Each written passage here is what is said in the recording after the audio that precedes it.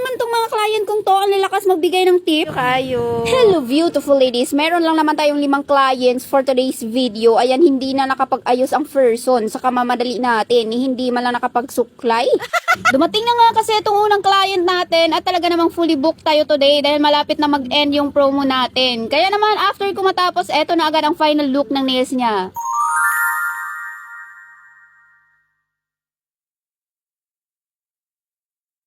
O diba, lakas makayayamanin ang dating. At ang sale ko dito kay client ay 599 pesos lang, tapos binigyan niya ako ng 100 pesos na tip. O diba? Ang mura ba naman kasi ng nail extension natin, and tingnan nyo naman, ang ganda. And eto naman ang ating pangalawang client, ayan ang kuko niya before and after. Hindi ko masyadong bet yung outcome ng nails niya, pero ayan, dinagdagan ko siya ng mga rhinestones for free kasi medyo natagalan talaga ako sa paggawa ng design niya and medyo nakakahiya kay client. So ang singil ko dyan sa kanya ay 499 pesos lang, pero binigyan ba naman ako ng 600? O diba? Ang lakas talaga mang tip ng mga client kong to. Sana all madaming pera. So eto na nga ang ating third client, ayan ang kanyang kuko and ang ipapagawa niyang design ay ombre. Medyo struggle sa akin yung ombre gamit yung sponge kasi hindi siya ganun ka-smooth. Pero umorder na ako ng airbrush kaso tagal, di pa dumating. So, tiis-tiis muna tayo dito sa sponge. Kaya naman, after ko matapos, eto na agad ang final look ng nails niya.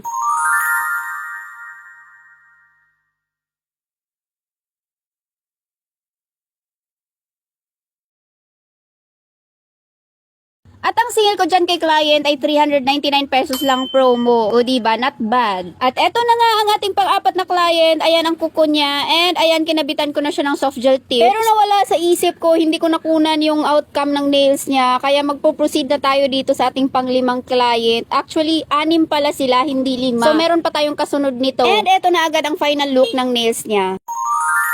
So, meron kami sinunod na inspo dyan and achieve ko naman. Hindi ko lang napantay yung daliri niya kasi nawala sa isip ko. Nagmamadali kasi itong si client natin. Magkoconnect sana yung butterfly. At ang price ko dito ay 399 pesos lang promo. At eto na nga ang ating pang-6 na client. Ayan ang kuko niya. So, last client na natin to mga be. So, ayan, nire-remove ko lang ang kanyang regular polish. And soft gel nail extensions din ang ipapagawa ni client. Grabe, lahat talaga ng client ko today ay for soft gel nail extension. Last week pa pala tong video na to and papatapos na yung promo ko, kaya naman for the habol ang mga person. At kahit hindi ako mag-promo, mura pa din tayo mga be. Mura, pero pagdating sa quality, hindi ka mapapamura. Ganun. So, etong design na ipapagawa ni client ay napaka-clean girl lang ang atake. Nagbigay kasi si client ng inspo and ayan, gumawa lang ako ng French tip sa may pinky finger niya. So, ganyan lang ako gumawa ng French tip. O, diba? Perfect. So, next naman, ayan, gumawa lang ako ng gold lines dyan base doon sa inspo niya. Kaya naman after ko matapos, eto na agad ang final look ng nails niya.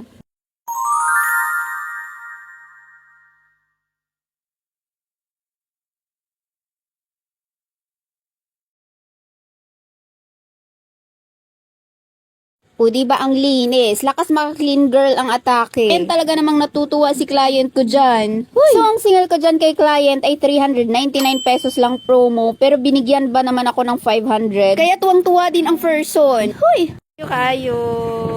And that's all for today. Thank you for watching.